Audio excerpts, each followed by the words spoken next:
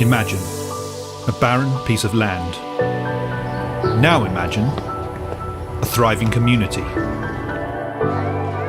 Now imagine you led the team that built it.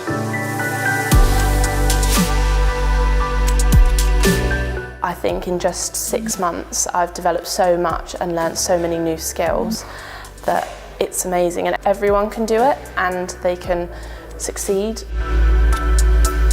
I've had some moments where we've had customers move in and I've sort of thought I've been here for the whole process of that house and that customer moving in, and I've seen every room and I've helped snag it and make it perfect for them. That's probably one of the most fulfilling parts, is when the customer gets in there and they're happy with something that you've done. So yeah, that's what I'm on at the moment. I'm just finishing the houses, but there's a lot more to it than just finishing. Going to work with the guys, producing a product, and then at the end of it, you know, standing there with my management team, handing over keys to customers, and then seeing them enjoying their new home and such. So yeah, it's a nice feeling. Love seeing customers' faces once they're moving into the new house, knowing that I've been part of the team that's built that, delivered that. Started in 1996. I started as a general operative, progressed my way up to a material controller before becoming an assistant site manager, and eventually made my way to becoming a site manager. I left sixth form after the first year because an opportunity presented itself, which was the Taylor Wimpey apprenticeship, traineeship. So when an opportunity like this presented itself, I thought I should grab it with both hands. So I actually left sixth form with only my AS levels. Started this one just straight from that, so straight out of school, straight after the first year of sixth form, straight to this.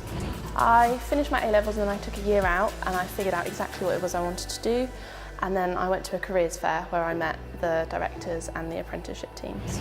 The main thing for me wanting to switch from being a trade to a site manager was interpreting what I did as a daily job and then seeing how that comes together from a management perspective. Starting off as a carpenter, you kind of get involved with all the different trades, so you're working alongside a plumber, an electrician, dry liners, so you can understand everything before you start work, and then when you finish working, who leads on to that. So for me, management was kind of like a progression from carpentry, because you'd already seen kind of every stage throughout.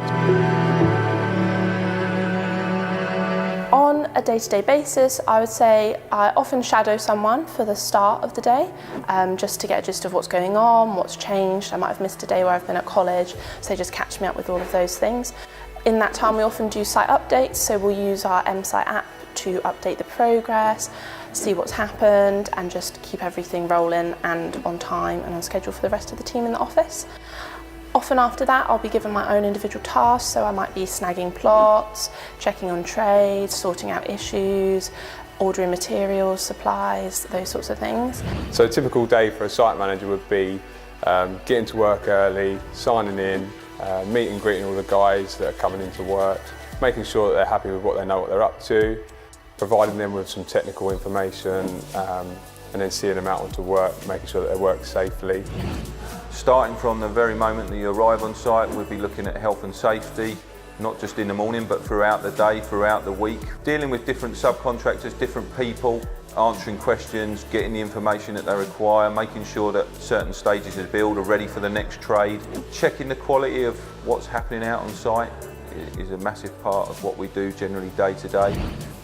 I love being on site because you meet so many different characters.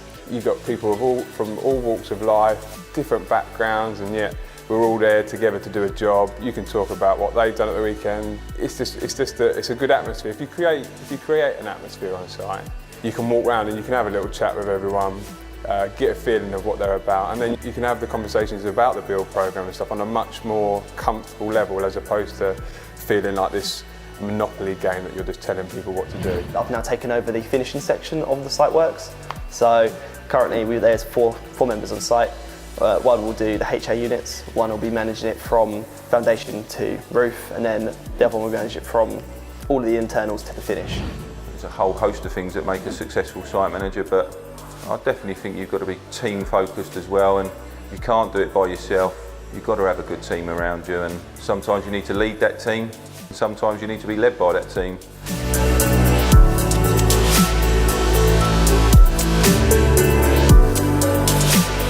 proudest moment for me was in 2018. Previously won Pride in the Jobs before, but I went one step further and managed to win a Seal of Excellence.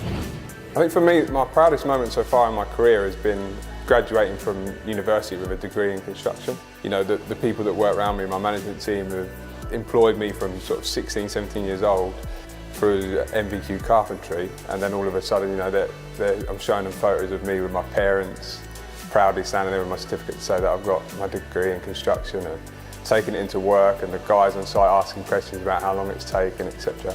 So yeah, that's been my proudest moment. I'd say the role has lived up to my expectations, but it's also changed quite a lot, so it's not exactly what I thought it would be, but it's so interesting due to the fact it's always changing and I'm learning something new every day.